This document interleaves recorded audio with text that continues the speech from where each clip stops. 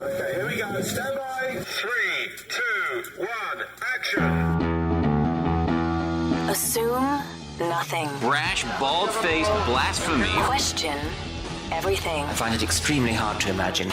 Open your eyes. It is quite all right to be an atheist. The fastest growing group of people in the country has been measured as being those who have no belief or who are atheists. You don't have to be apologetic or quiet about it. Challenge the opposition. You see religion on 100 fronts losing the argument.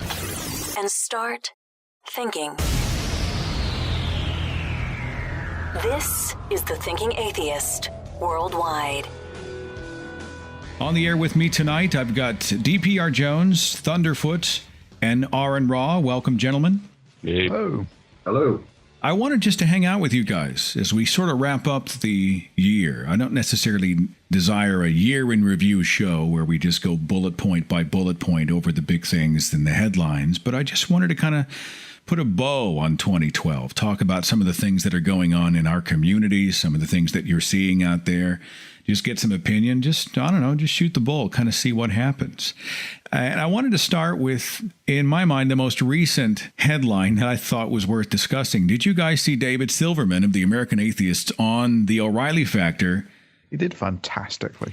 What's your opinion of that exchange, Thunderf00t? Do you think that type of sort of back and forth, almost shouting dialogue, does it help draw a circle around the insanity, or is it counterproductive? Well, I mean, it's a factor of two things. Fox News is more theatre than news anyway, but most of the viewers don't know that. So from what I can gather, Dave Silverman and O'Reilly actually can have a fairly civilized conversation. So the on-air shouting match is basically that it's an on-air shouting match. But the thing that came across in the shouting match that I saw is that Dave Silverman really did come across as the moderate guy who was for the Constitution, protecting everyone's rights equally, and not actually forcing one specific religion onto everyone. And I thought he did that very well. Yeah, that was another important point where if you ask O'Reilly, what is the dominant religion in the United States or in the world? The answer to that question, of course, is Christianity. And they will say that because they don't want Islam to be the dominant religion in the world. But then when it's not convenient for them to admit that Christianity is one of the top 5 religions on earth, then they can make up these excuses like he did, where he tries to redefine words into things that they don't actually mean. DPRJones, do you guys even get the O'Reilly Factor? No, well, I mean, maybe we do on some of the satellite channels. I don't know. I certainly don't watch it. I have seen the clip that you're referring to, and I think the best way I would describe it is not counterproductive, but it's just non-productive. It's much like the formal debates that you see with William Lane Craig and others and that sort of thing. They don't actually achieve anything. I disagree. And the reason I disagree is this basically makes it an issue. The one thing that's guaranteed not to change the status quo is if it's not even on the table. This at least brings it onto the table. Does it convince anyone? Maybe yes, maybe no. I still think that this exchange was, Silverman came out looking by far the more sane and reasonable of these two versus the guy defending religion. That's not difficult, is it, when you're dealing with Bill O'Reilly? I mean, right, so it's a win then. To come across as a lunatic. But you're saying the exchange between those two ultimately was a wash. The world was exactly the same before the conversation began as it was after. Is that your point, DPR? Yes, neither of them go in there seeking to find middle ground and the truth, but much like the debates I'm referring to. So, yes, in that regard, I think they are utterly non-productive.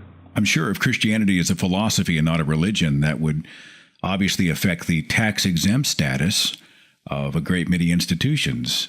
Yes, but again... But are you seriously suggesting that a comment made by Bill O'Reilly has got any serious impact on the law? I used to watch O'Reilly, a long time ago, back when I was still sort of in the faith, and I remember liking a lot of what I saw. I didn't really vet the guy, which is pretty typical of religious people. And of course, now I look at Bill O'Reilly as a caricature. I think I almost wonder how much of it is an act. David Silverman did a post-O'Reilly interview on another show, and he said once the cameras were off, he and O'Reilly kind of winked at each other, and he was like, come on, it's all theater anyway. It's all for the ratings, and they pretty much went buddy-buddy. Well, when he was on Magic Sandwich Show, which I think was back in January this year. Just so we're clear, it's Silverman, not O'Reilly. David Silverman was on the Magic Sandwich Show. Okay. He was, and we discussed a recent interview he'd had with Bill O'Reilly, and he made just the same comments that you've just mentioned. He's playing a role on Fox News. Yeah, I mean, I think you're way too pessimistic about this, DPR, in that... this idea that it has to be a game changer or it's not worth doing. This interview between Dave Silverman and Bill O'Reilly, this changes the environment. And there will be a load of people out there who take Christianity about as seriously as what colored T-shirt they wear or something. And for these people, this may well be a tipping point. Not everyone takes their religion seriously, and not everyone needs some sort of deep philosophical argument to actually reason them out of it. And I think in that sense, having Dave Silverman representing the sane, rational side of things versus the crazy religious is a step in the right direction. And I think these are the environmental factors that do actually change the demographics of countries over time. Silverman has become more and more of a household name as the president of the American Atheist, and of course, off the heels of the Reason Rally, which for me still is one of the highlights of my life. You guys want to talk about the Reason Rally and your perspective on that day in Washington, D.C. last spring? Yeah, when's the next one? I don't know. I think a few years at least. Now, there is going to be a next one, though. And I can't remember whether it was 2 or 5 years. DPRJones, what's your perspective on the Reason Rally? Oh, from a personal point of view, that will be the highlight of this year for a number of reasons. My first trip to America, meeting a whole host of wonderful people, yourself included. A lot of other people from YouTube, Zongits, Chris, Springs to Mind, Healthy Addict, obviously Thunder and Aaron, both of whom I had actually met before, but it was nice to all be together. Larry, cameraman, a whole host of people. And it was just such a great atmosphere. I thought the rally was brilliant. Definitely the highlight of my year. It was if you'll forgive the analogy, it was a gathering of kindred spirits, and it was a most welcome one. Thunderfoot? Just look at the pictures of the crowds. There are so many young people there. And what that tells you is there is, I'm going to use the term demographic time bomb, that, when these people grow up, they're going to significantly change the demographics of America. I lost a little bit of your audio. Let me reiterate it for our listeners. You called it a representation of that event. You looked out in the sea of faces and saw a demographic time bomb. Do you want to elaborate on that? Yeah, they were all young people. There were a lot of young people at the Reason Rally. And so when those people grow up, they're going to shift the demographics of America. And that, I think, is a great reason for hope. Are we seeing a shift in religiosity in the United States? What I've seen is that, much as Thunderfoot pointed out, and we have the older generation, the Fox News generation, the people that have always been supportive of the strong religious movement, demonstrating insanity on an unprecedented level. And, the largest growing demographic are those that have no religious affiliation. And this is largely because of the insanity they're seeing in the media, that these people are coming out and just batshit crazy, and there's nobody that can get behind that. That's a great advantage. What the great things that we saw in 2012 was when the religious community was shooting themselves in the foot and driving their own followers away in horror. Talking here with Thunderfoot, AronRa, DPRJones, as we get set to sort of wrap up 2012. Malala Yousafzai in Pakistan, 15-year-old girl, targeted for execution by the Taliban for the terrible crime of wanting to go to school and for speaking out against the Taliban's restrictions on the human rights of girls and women. Tell me your thoughts on the story. Thunderfoot? It's barbaric. It's stunning to think that we live in a world where man can walk on the moon. You can hold the genome on a piece of hardware the size of your fingernail, and then you have people shooting girls because their religion mandates that women shouldn't be learning things. But do you think this event, this circumstance, in any way turned the heat up on the Taliban? Do you think it has any positive effects? Oh, yes. Yes. I followed that story. I agree entirely as well. Yes. Yeah. That story was moving to me. I mean, this girl was inspirational. It was moving to you, but what's your proposed mechanism by which this is going to change things in Afghanistan? Well, I mean, if you're right, this is a wake call for... Hang on, let me get Thunderfoot to clarify very quickly. So in your mind, you think this is a T-shirt of the week? There's a moment of outrage and the mechanism doesn't really change? Well, yeah, I mean, this thing probably is stunningly more common than we actually know about. It's just this happens to be the one that we know about. No, I have to contest you on that. This girl was, as I said, inspirational before this act of martyrdom hit. She was already She didn't die, did she? I thought she survived. But yeah, you're still a martyr when you're being attacked this way. This was a brutal attack against a small child, but it was so much more than that, because before that happened, the reason that she was targeted. Do you understand that she had already achieved awards nearly equivalent to the Nobel Prize? Do you realize that? I mean, yes. Because she was already recognized in her country as one of the most influential people in Pakistan's history.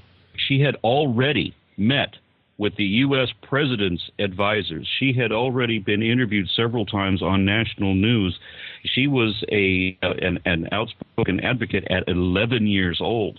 Let me be specific. 2011, Malala Yousafzai nominated for the International Children's Peace Prize, and in December of 2011, she received Pakistan's first ever National Youth Peace Prize for her efforts as an activist.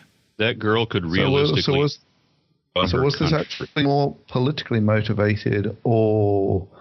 So, I mean, this is the thing. How many girls do you think are actually shot or terrorized like this that you never actually hear about? I'm sure there are plenty, but that's not the point. The point is the straw that broke the camp. No, it is not, sir. Let me explain. This was a moment of outrage for the country. This was when the entire country of Pakistan, seemingly, from my perspective, from what I was able to see, when they saw what the Taliban had done, there was outrage, and the Taliban immediately starts coughing up excuses trying to justify their actions, and those excuses were not going to fly. I totally agree with those comments, and the fact that other incidents may happen that we're unaware of, I think, is inconsequential. The fact is, the vast majority of Pakistan was up against this and protested against the Taliban. I think it was an absolute devastating act for the Taliban to do. It showed what they really stand for, it showed their cowardice, and it also, sounds ironic, it showed their utter incompetence. When men with a gun couldn't even kill a 14-year-old girl. On a PR basis, it was an absolute nightmare for the Taliban. Malala's story inspired me, and hopefully not in that, tie a ribbon to your lapel and feel like you're part of the world's solutions kind of inspiration, but to draw a circle around how some people, while I think from time to time I'll get into a pity party about how persecuted I am, and then you look with objectivity at the rest of the world and you realize, these people are living it. They're out there, and this girl was out there on the front lines, and she inspires me. My fear is that we live in a culture that has the memory of a goldfish. As soon as the fervor wears down, as soon as it's not the T-shirt of the week anymore, will her story and will the issue of the atrocities committed by the Taliban and groups like them disappear from public consciousness? Here's why I think this was such a moving story. She has the potential to run her country if that's what she chooses. She's going to be a very powerful figure. If she had died in the attack, there still would have been outrage. There still would have been huge protests. The Taliban still would have lost favor, but she didn't die. And she is a spectacular person, so there's great hope in what this girl's going to be able to accomplish. I think you completely misjudge the demographics in Pakistan. In that, just to put this into perspective, this is going back, I think, to last year. There was a Christian girl then who got into a punch-up with some local Muslims who accused her of blasphemy. She was thereby sentenced to death, and this provoked a debate about whether they should slacken off or tighten up the blasphemy laws. And one of the ministers who was advocating that, this just showed that Pakistan was out of touch, got killed by one of his own bodyguards, and was just completely proud that he had done this for Allah. I remember that story. I know exactly what you're talking about, but we're talking about a tide that is turning. And I remember the situation with that story and how there weren't that many... Let me just be clear. This changed your personal opinion, or do you think that the actual demographics in Pakistan are changing? I think the attitudes in Pakistan are changing. And I'm obviously not saying that Pakistan just woke up one night and the entire population realized what they had done wrong. But think about this.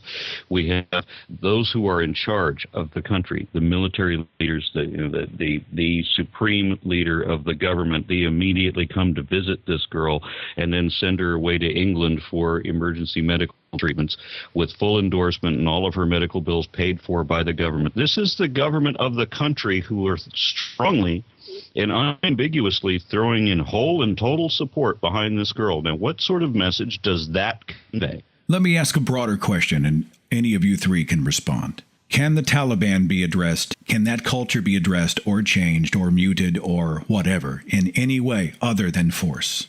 I mean, can you negotiate with someone who, in their core, believes that it is right to execute teenagers, to saw the heads off of the infidel, to have rape rooms, to stone women to death? I mean, is there Seth, can I address it? Please do. Please do. Any organization, whether it's religious or otherwise, in order to survive, it has to recruit new members. Now, this is why I say the attack on this girl was a PR nightmare for the Taliban. Is anyone who's on the borderline of, well, I should join the Taliban? No, the DPR. I think you misjudge it here as well.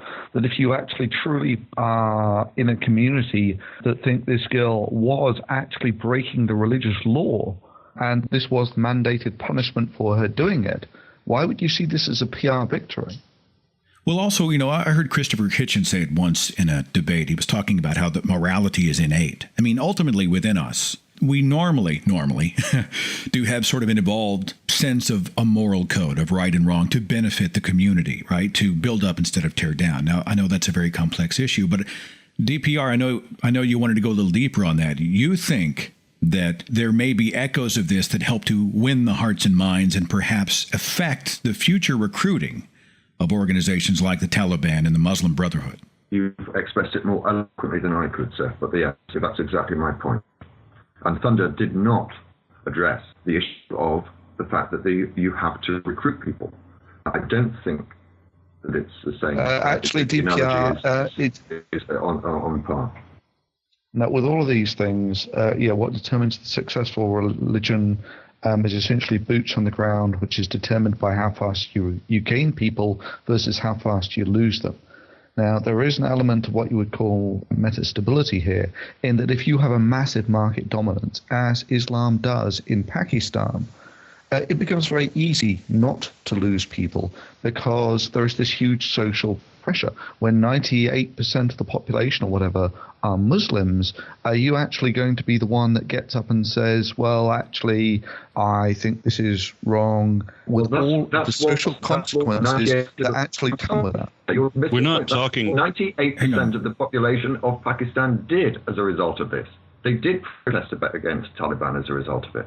Now, you've got to remember also that here in the United States, where the vast majority of the population are Christian, and when those Christians hear any of the dozens of stories we get annually of parents allowing their children to die because they refused the medical care and were instead praying for them, then we have outraged Christians holding out for moderation, holding out for science education. We're not asking that Pakistan suddenly not be Muslim anymore. We're asking that they not be extremist anymore.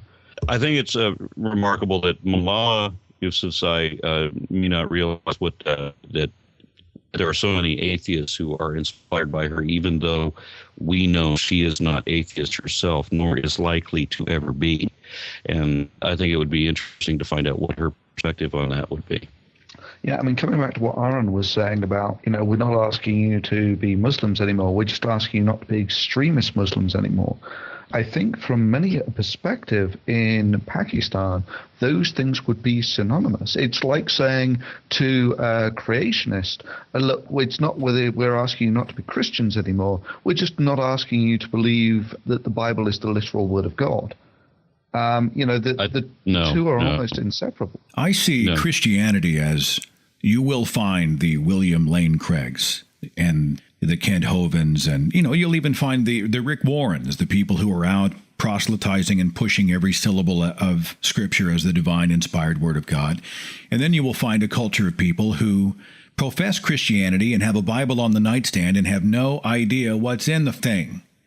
And I think what Aaron's trying to say is that hopefully, perhaps it will cause some people who are inside have a moral dilemma with what's happening will begin to check out and become more of a casual sort of, it's as far as they can take it without being an outright apostate. Am I close, Aaron?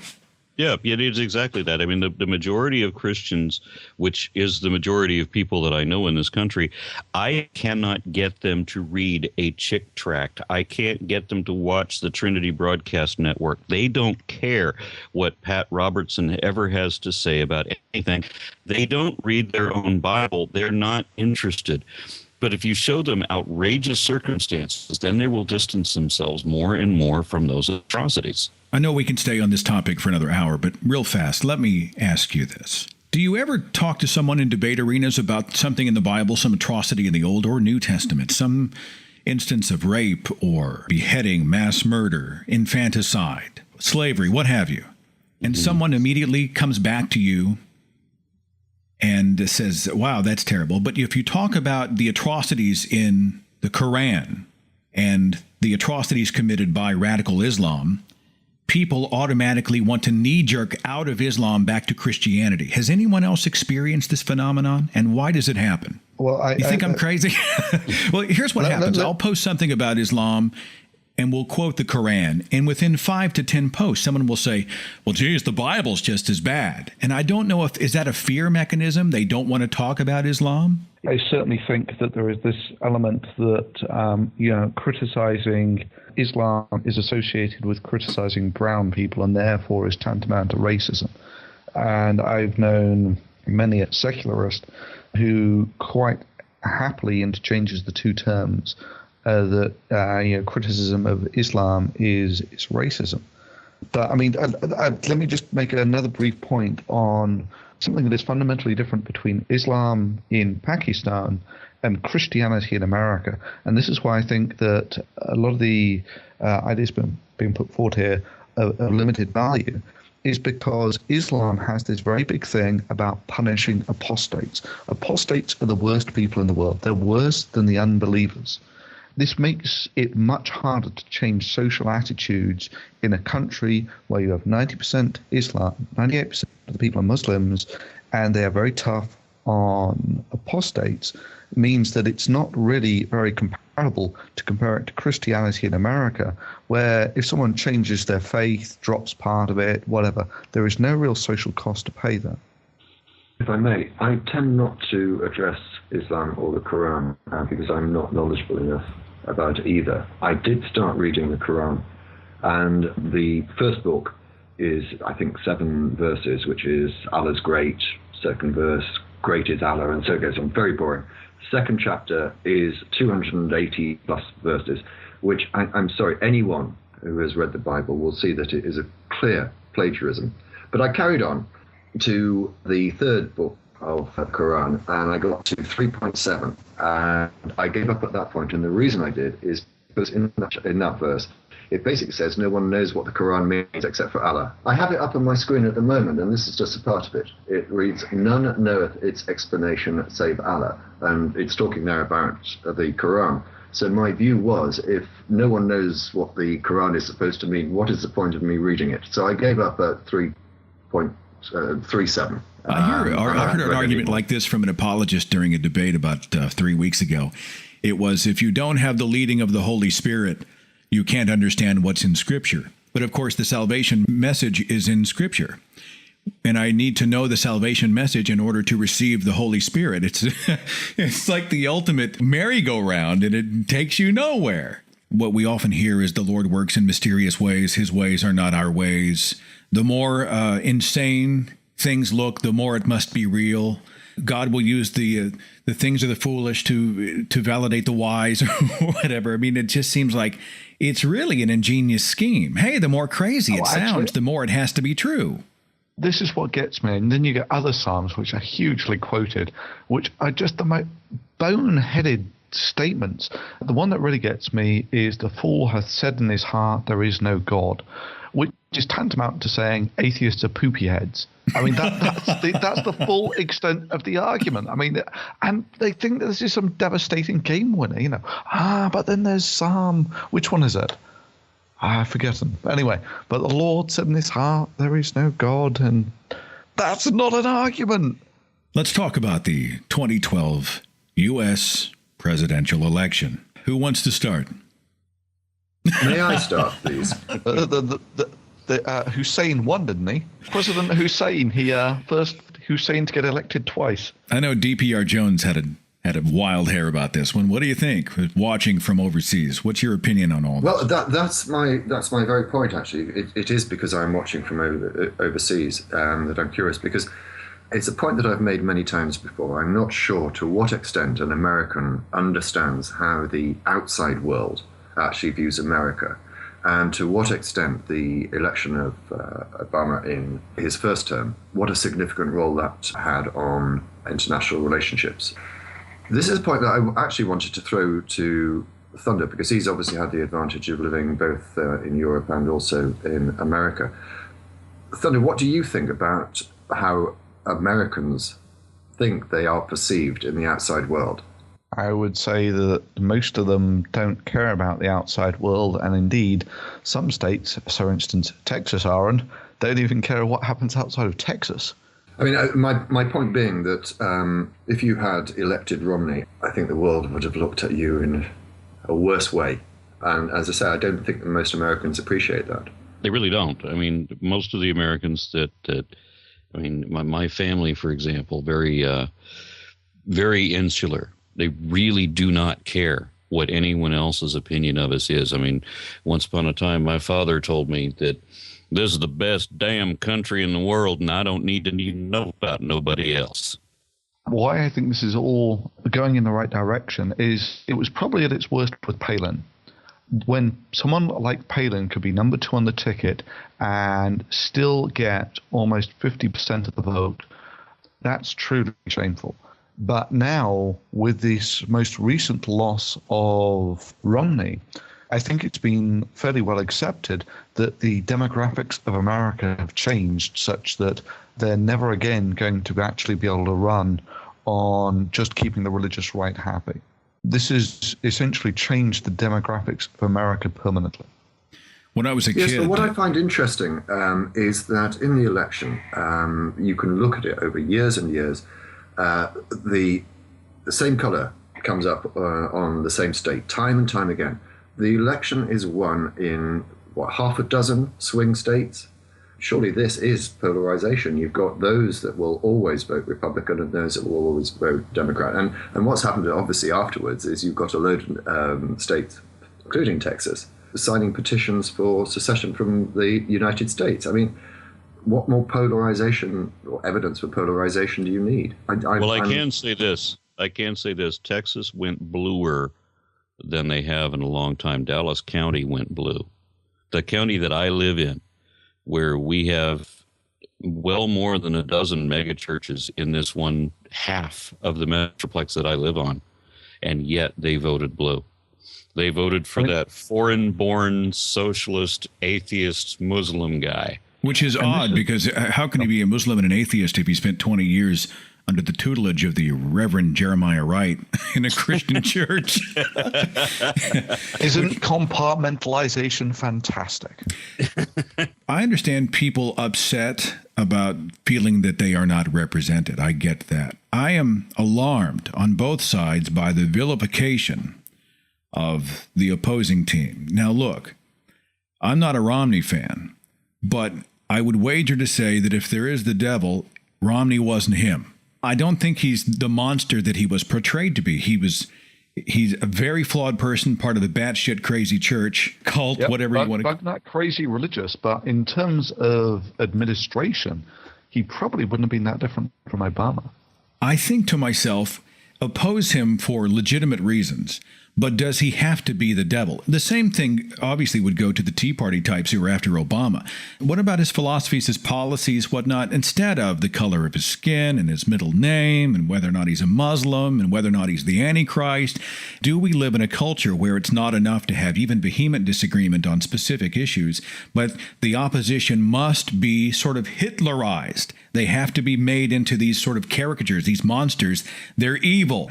Well, Does anybody else see It that? is indeed a sad indictment on the quality and level of political discourse, isn't it? When over, $2 billion were spent during the election, and most of that spend was on criticising the other side but in a somewhat shabby way. Once again, I have to bring up that I didn't experience people trying to vilify Romney.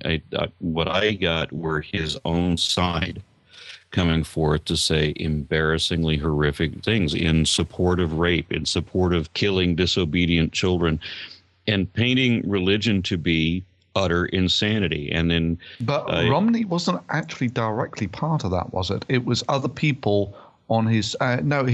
His vice president choice said some really dumb things about rape. But Romney himself, he made a few blunders about sort of saying, 50% of Americans are all sponges and freeloaders. But once again, we're not talking about a man. We're talking about a political party. And so the greatest criticisms that I saw were just people reacting to the things that his party was saying, and right down to their political party platform, the things the platform was saying. This was obviously not a direction that sane people wanted to go. When Representative Todd Aiken, who's out of Missouri, he came out with that phrase, right, where he called legitimate rape. Mm-hmm. And then the guy from Indiana was talking. I mean, to his credit, now Romney comes out and obviously, if nothing else, to prevent political suicide, comes out and says, I denounce this. I want you to resign. I mean, at least publicly, he took the right side. My challenge with Romney is the larger, and the same to a degree is true with Obama, that your religious beliefs are supposedly in the political arena. They say they're off limits. They say, it doesn't really matter. It's part of your personal life. But if you are a 20-year member of any church, whether it's Reverend Wright's church or whether it's the Mormon church, this obviously informs your worldview and would affect decision-making. I don't think that religion should be off limits in the debate arena in the presidential election. What do you guys think? Well, I'm curious because obviously I'm watching it from outside. I wasn't privy to every campaign statement that was made. But from what I did see, I don't recall either of the candidates ever mentioning religion. I'm sorry, ever what, sir? Mentioning or discussing religion. It was never an issue. Well, Romney was on a radio show, and when he thought the mic was off, he chastised the host for bringing up the issue of Mormonism. I posted this video a while back on my YouTube page, and he was obviously very upset. I'm not running on a Mormon ticket. I'm not running as a Mormon, essentially is what he's saying. Don't bother me with the details of the Book of Mormon. And then he actually described some of his religious beliefs, how there was going to be this apocalypse. It was going to happen in Israel. And that's the bit where I feel really uncomfortable. Do you want his finger on the button? Exactly. Yeah. I mean, he's how should we say, only one psychological episode away from this is what my holy book says to, God has chosen me to bring about this. Aaron's got Governor Rick Perry, who I think is going for the Guinness Book of World Records for the injection of Christianity into the United States political system. Even when he was out of the race, his name was ripe for caricature after the prayer rally and all the things that he had done in Texas. I don't know how you get up in the morning down there. To give you an idea what sort of a guy this Rick Perry is, he was jogging along. This was in the news across Texas, and I don't know how it didn't get across the rest of the country or across the pond because I thought it was such a strange caricature of a man. We have coyotes in this area, and coyotes are like a very small wolf, and they live in the city, and they'll rummage around, and very rarely you'll be able to see them, in the parks or whatever in the early morning. You'll see coyotes. Well, Rick Perry is out jogging, and he sees a coyote, and so he pulls his revolver from his arm holster, not the shoulder holster, but one that's actually strapped to his arm, and shoots the coyote, because somehow a 30-pound canid is going to be, that great a threat against the man with the armed bodyguard. So he has to take this dog essentially out with a handgun that he has strapped to his arm for jogging. I had a friend, old school friend from Christian school, who added me on Facebook. This was a few years back. I've since had to unfriend discreetly. The religious posts were way, way too intense. But he told the story on his Facebook page that he woke up and he saw a snake in the yard. It was just a garden snake. It was nothing. And he got his sons out of the house, and he got a hoe out of the garage or the tool shed or what have you, one of those garden hoes, and he went out and he killed the snake. And he was thankful to God because this provided an opportunity for him to teach his children about how we will one day defeat the serpent, and we will dance on the head of the serpent, and this is a metaphor for the defeat of evil. Now, look, I'm like, what the hell did the snake do to you? He's just out there doing what snakes do. But to him, it was a moral victory. It boggles the mind. Did the snake talk? I'll have to follow up on that one. It probably had some strange thoughts go through its head, like, this is a nice day sunning myself in this pleasant yard.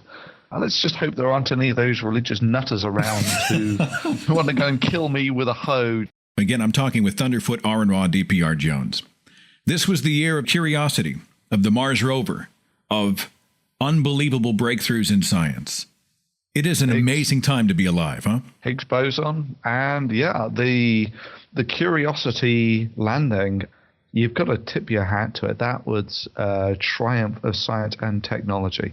Did you see the video? Amazing. What's it called? 7 Minutes of Terror or 9 Minutes of Terror that went through a list of all of the things that had to go absolutely perfectly for this to be pulled off. Yeah, I mean, the last set that they sent, the Spirit and Opportunity, I took one look at their transorbiting, braking, whatever, how to actually get it from this Earth to Mars orbit and then land it on the ground in, like you say, about 7 minutes. And I thought there was no chance in hell that this would work. That was the one where it sort of inflates airbags, hovers for a bit, drops the bag from about 50 meters up in the air, and it bounces around. And that worked flawlessly. The sky crane thing that they had on this, which was basically a little rocket thing that comes along, hovers, lowers the Mars rover down, deploys it on the surface, then flies off. The robotics that you need to do that are impressive. And then, like you say, all of this has to happen right down the blade of the knife. That you've got to get your deorbiting right. You've got to all of this stuff has to come from essentially deep sleep, where it's been frozen in space for whatever it is, 6 months. And then it all comes back to life and has to work within milliseconds to actually get this rover down on the surface. And you can't but help be awed by how impressive that was. Isn't it more gratifying to see this amazing human accomplishment, an accomplishment of science, than to go back and continue to bury your face in the book of Leviticus? I don't understand it. Right. This raises a gripe that I've expressed many times before, which is that the religious pick and choose those areas of science, which sometimes they will sort of like consider science to be a swear word, but they will embrace, adopt, and utilize all of the benefits that it gives them when it suits them, such as mobile phones, the internet, sat-nav, and whatever. But when it doesn't suit them, such as the teaching of evolution, they dismiss it. That so frustrates me. They cherry-pick science in the same way as they cherry-pick the Bible. It's disgraceful. Higgs boson, for those of us who are, say, non-scientists, we started to refer to it casually online as we started to repost the links about the God particle. Was it a mistake for it to be called the God particle? Has it caused more confusion than anything else? And can anyone in this room explain to me and our listeners the implications of the discovery of the Higgs boson or Higgs particle? I think this is for Thunderfoot. I mean, it's basically one of the last pieces that goes into the standard model, which is it defines the forces that basically hold almost everything that we know of together. So it's a really short range and really heavy particle that only exists at extremely high energies, which is why you need this absolutely ginormous accelerator to even have a chance of detecting it. But it's basically the confirmation of the standard model.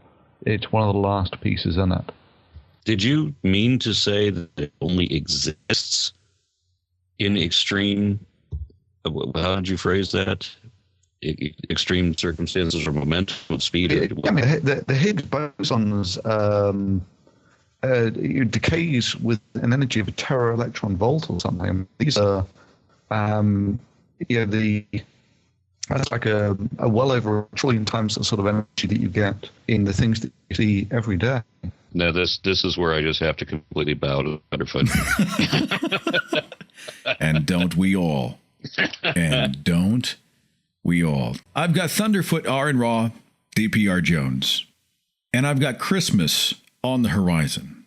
Do you celebrate Christmas, and do you call it Christmas, gentlemen? Of course. Christmas is the best capitalistic festival of the year. I mean, the only thing that's wrong with Christmas is there are all these religious sorts who want to make it a religious festival. That's the only problem with Christmas. Yeah, I enjoy Christmas a great deal because it's a huge celebration of Christian hypocrisy. I mean, they want to. I mean, everything that Jesus preached against about, wealth and all of that, and then what they preach about how you will not celebrate the pagan symbols of the Yule log and the Christmas tree. You're forbidden to have these things according to the Bible, and yet look what they do. It doesn't matter what the Bible says when it's going to interfere with their holiday celebration. DPRJones? Well, I've been asked to contribute to a video that will be posted in a week or so's time about Christmas, and to comment on just that point that you raised. And I've been sort of like mulling it over in the back of my mind, and I can't really. I do celebrate Christmas, but again, I suspect very much like Thunderfoot, its relation to Christianity and Jesus in this country tends to be non-existent. We just consider it to be a holiday and a celebration, nothing to do with Christ. And I do recall from a very young age the idea, well, this is supposed to celebrate Jesus' birthday. I do recall a very tender age thinking this is a load of nonsense, because no one can say with any degree of certainty when the bugger was born 2,000 years ago. I mean, it just seemed to be a nonsense. And then also, sort of like, you look at Christmas trees. What the hell has some sort of like pine tree got to do with Jesus? I mean, all of it just seemed to be an utter nonsense. Now, here's another thing. If I were to go, say, to Thailand, for example, and live there for a couple of years, I would be celebrating the Buddhist and Chinese traditional holidays. I mean, I would actually be celebrating them. And if I had family there, I mean, this year, for example, I have Vietnamese in-laws, and we're going to celebrate Chinese New Year, and I'm going to be all about celebrating that Chinese New Year, which is essentially their Christmas. That's how they treat it. They give, gifts of money to the children and all of this. And I would celebrate anybody's holiday, because it's a cultural thing. It has absolutely nothing to do with religion. And the fact that it doesn't, as DPRJones and I both pointed out with the Christmas tree thing, is screamingly obvious. I have to say, though, if I may, that I do enjoy listening to Christmas carols. I have been to midnight mass on Christmas Eve.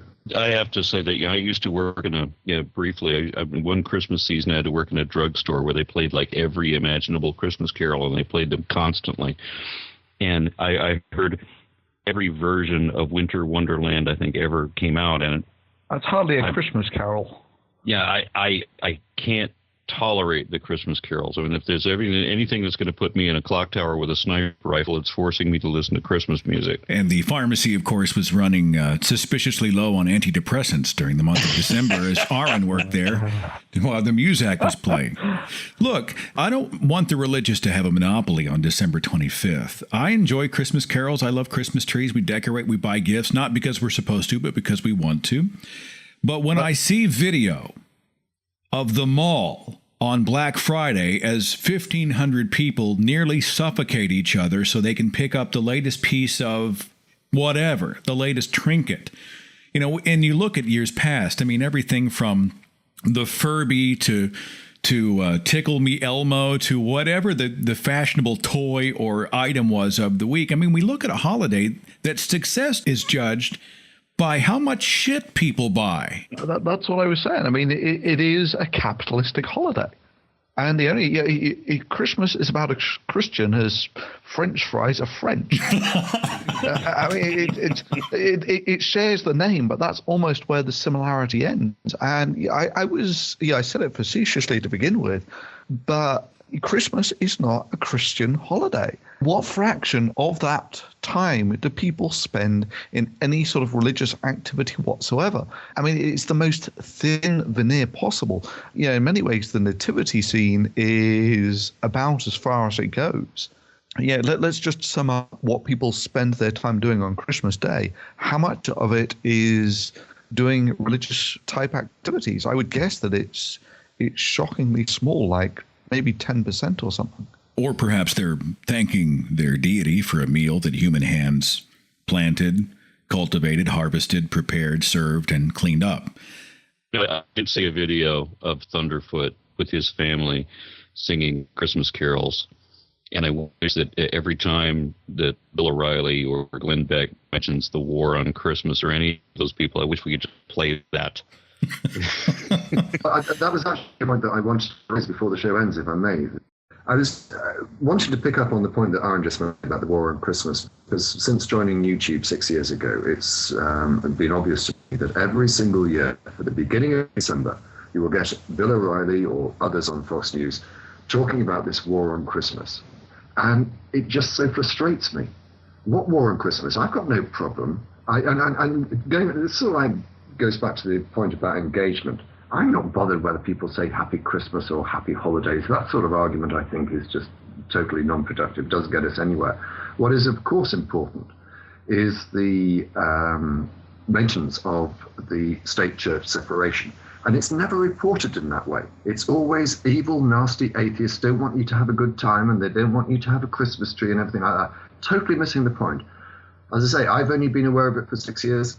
How you have lived in a country where I presume it's happened every year for millennia, I don't know. Well, when I was a believer, it was the victim mentality is a powerful thing. I'm persecuted.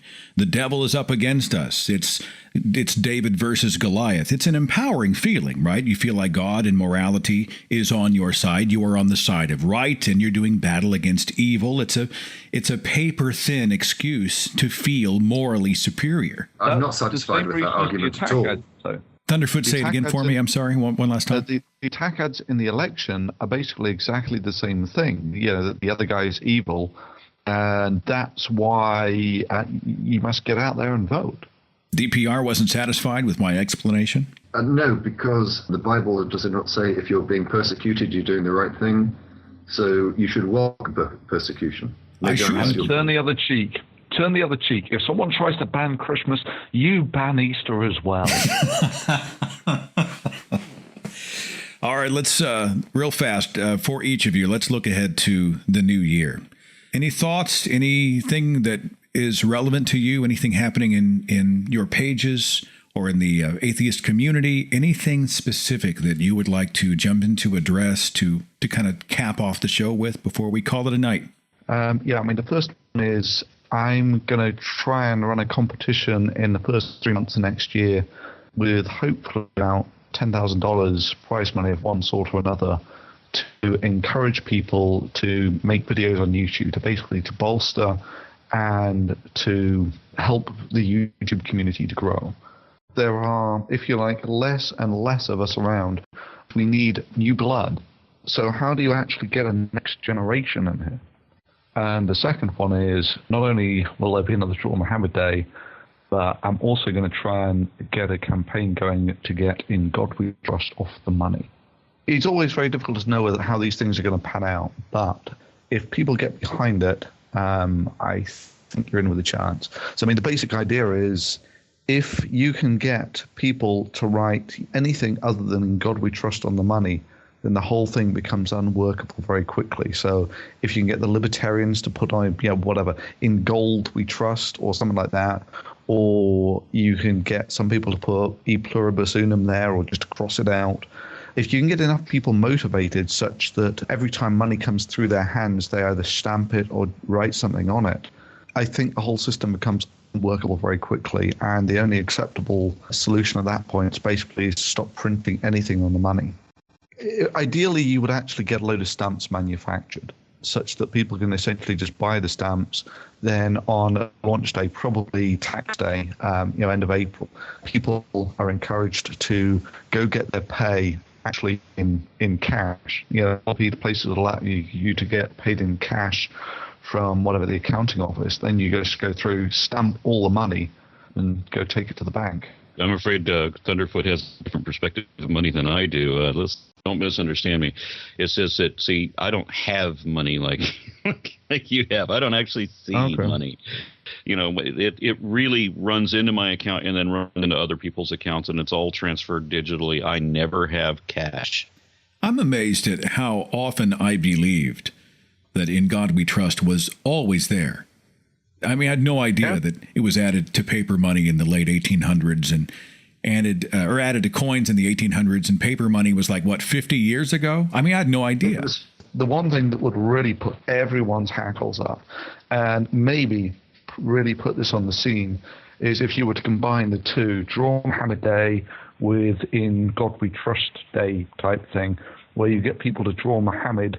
You cross out God and draw Muhammad on the money. Yeah, I like. I want to make sure I'm understood here. I like the idea of actually writing E pluribus unum on the cash. Yep. Aren't we into some federal law we're breaking? And once you're defacing currency, I did actually have a fairly reasonable chat with one of the Center for Inquiry guys or one of the other groups like this, and they say that unless you're defacing the money with intent to sort of defraud, sort of turning a $10 bill into a $100 bill or something, then basically you're good. So these guys have actually sat down in front of police officers and sort of, crossed out In God We Trust and whatever, written something else right in front of the police officers, because if they get arrested, then it actually comes on the table instantly. So apparently, no, you are allowed to write things on the notes. But to an extent, I talked with these people, and they would be only too happy for this to become a legal battle, because the legal battle will probably win. Aaron, you said you had an interview, is an interview show? Is it a regular show coming up in 2013? You want to elaborate? I was on Dogma Debate not too long ago, and as I said, David Smalley just walked in the house, and he was talking about doing a regular show with me. He's got a professional setup in there, and it was a great deal of fun being on his show too. And he's talking about doing some kind of a regular show, and he was going to come and explain the details of his idea. I actually haven't heard it yet. DPRJones? I tend not to look too far into the future. I have a pretty open diary for 2013. You're just a hedonist, right? You're just a hedonist. You live for the moment, right? You extract. I'll tell you one thing. You extract the marrow from each second. But I can look forward. I hope to next weekend, the 16th of December, and at the Magic Summit show we'll have a very special guest, none other than Seth Andrews. Very much looking forward to that.